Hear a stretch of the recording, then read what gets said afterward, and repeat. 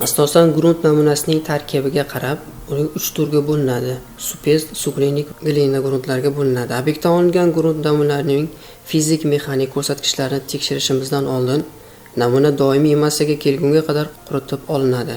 Buning uchun bizga kerak bo'ladigan jihozlar bu GOST 5180 ning 2015-yil 5.1 bandida ko'rsatib o'tilgan.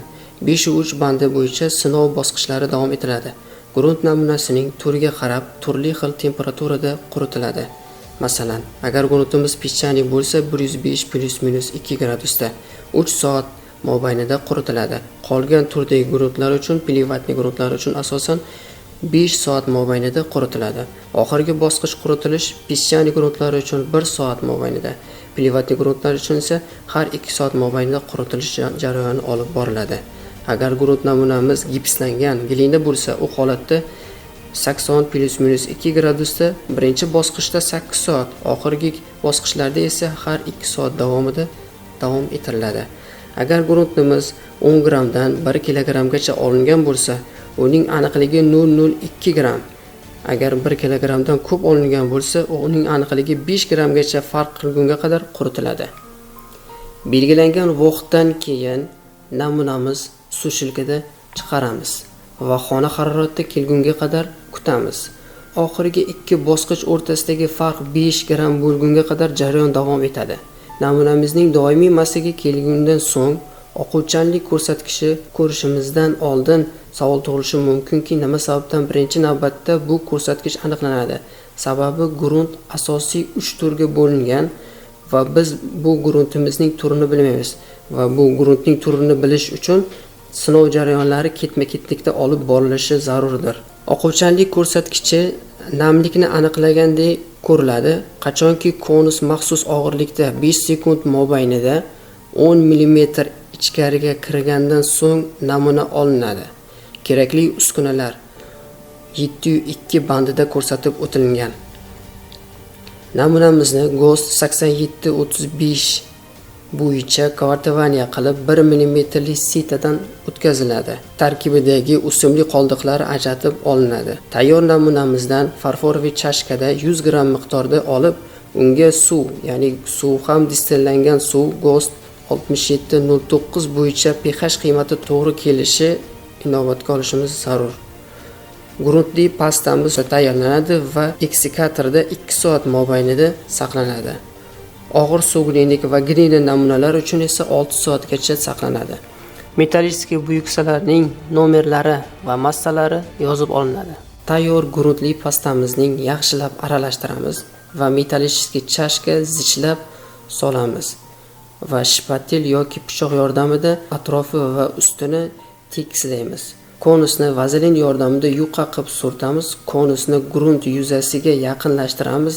Datchik yongandan so'ng startni bosamiz va 5 sekund mobaynida 10 mm chuqurlikka erishsak, shu namunadan 5.2, 5.3 bandlari bo'yicha namuna olamiz. Olingan namunalarni quyidagi jadval orqali rasmiylashtiramiz. Agar suv miqdori yetmasa 10 mm ga suv qo'shiladi. Agar ortib qolsa, filtroviy bumaga yordamida davleniya bilan yoki press yoki gruz yordamida bosiladi. 8-bob plastiklik chegarasi namuna 7.3 bandi bo'yicha tayyorlanadi va yaxshilab aralashtiriladi. So'ngra ma'lum bir bo'lak olinib, oyna yoki plastmassa ustida bitta qo'l yordamida jugut ko'rinishga keltiriladi. Agar jugutimiz panjamizdan chiqib ketib, o'z holatini saqlab qolsa, u holatda filtroviy bumaga yordamida namlikni yo'qotamiz va jugutni diametri 3 mm, uzunligi 3-10 mm gacha uzilmagunga qadar jarayon davom etiladi.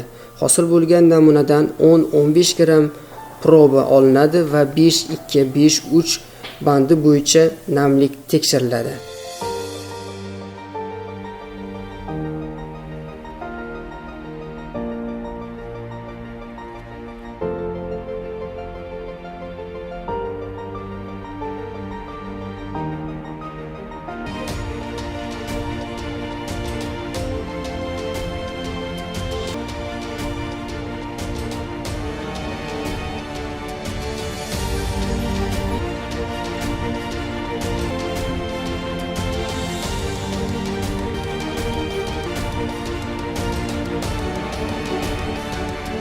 GOST 12536 2014 namunamizning 8735 bo'yicha kvartovaniya qilib 1 kilogramm miqdorda olinadi va 005 li elak orqali yuviladi.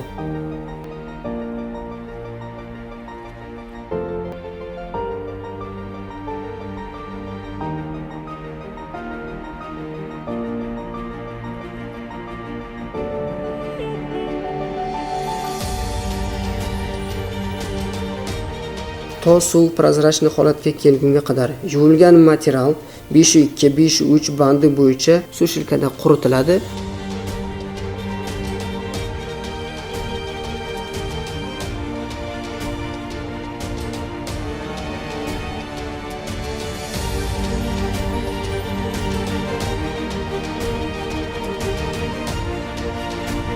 Yuvilgandan keyin quruq vez aniqlanadi va keyingi sitalar ketma-ketlikda teriladi.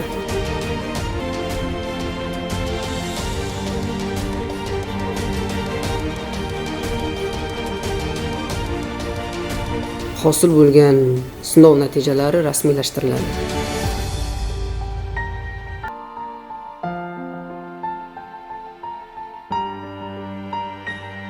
GOST 22733 2016 namuna GOST 8735 bo'yicha kvartovaniya qilib 5 mm li elakdan o'tkazib va 5.2-5.3 bandi bo'yicha namlikni aniqlaymiz. Namunamizdan 2,5 kg olamiz.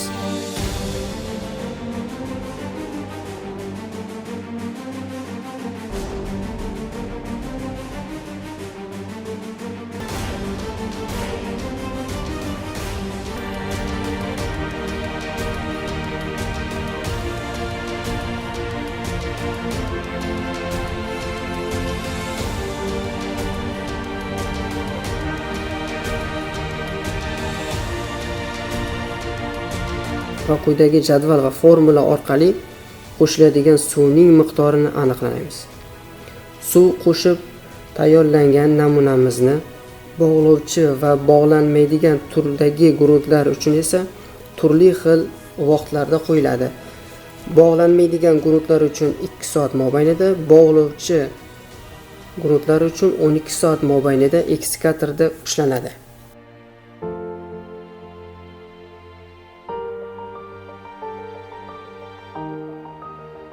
Berilgan vaqt o'tgandan so'ng namuna yaxshilab aralashtiradi. Bu vaqt oralig'ida sayzdornik moylab massasini va hajmini aniqlaymiz.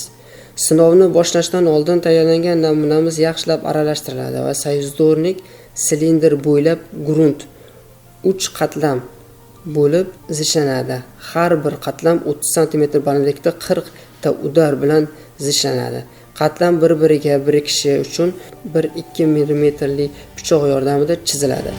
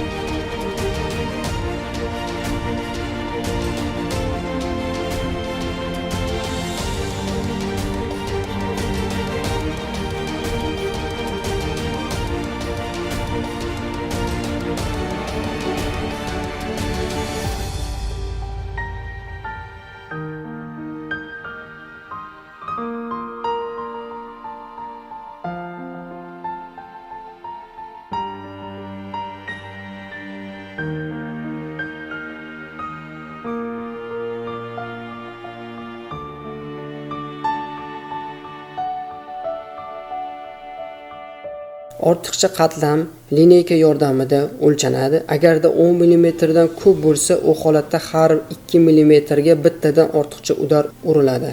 Silindr yuzasini tekislab, massasini o'lchaymiz va teng 2 ga bo'lib namlik uchun namuna olinadi.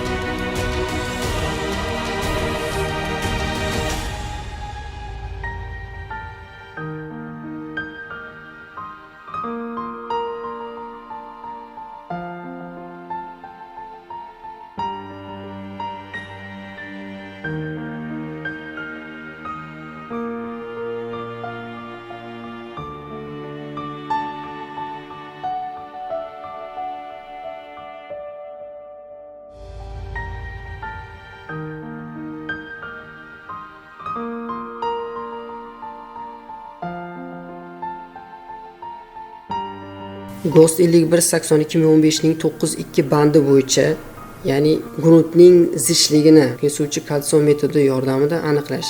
Buning uchun obyektga borilganda kalsionning ishlatishimizdan oldin obyektdagi grunt yuzasi yaxshilab tozalanadi, tekislanadi, kesib olinadi. Obyektga borgandan so'ng buyuksalar nomerlari va ularning massalari o'lchanadi va ishlatiladigan kalsiyumimizning balandligi, diametri va visi rasmiylashtiriladi, yoziladi. So'ngra kalsiy namunalarining olishimizdan oldin gruntning yuzasi kesib tashlanadi va kalsiyning o'rnatib namunalar olinadi. Olingan namuna 8-10 mm kalsiydan pastki qismi bilan qo'shib olinadi va pichoq, shpatel yordamida tekislab namunamiz tarozida tortiladi. Olingan namunamizdan namlik uchun ikkita buyuksiga namunalar olinadi va 105 + -2 gradusda sushilkada quritiladi. Qurigandan so'ng quruq holatdagi zichligini aniqlanadi. Va aniqlangan quruq holatdagi zichlik chiqqan maksimal zichlikka bo'lib, zichlanish koeffitsiyenti kelib chiqariladi.